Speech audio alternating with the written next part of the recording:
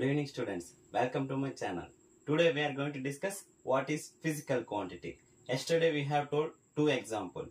How many students are there in our class, whether we can answerable for that one. We can count and we can tell the answer. Similarly, how much happier you are.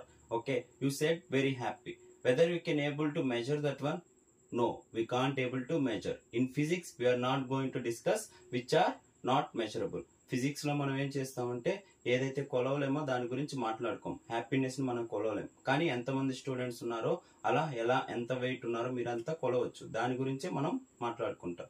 Physical quantity అంటే quantity which is measurable is called the physical quantities. ఓకేనా? For example, length of a board we can able to measure, time we can able to get those one, and mass also we can able to measure. These are the some examples of the physical quantities. Okay na, ivi examples. Thank you for watching this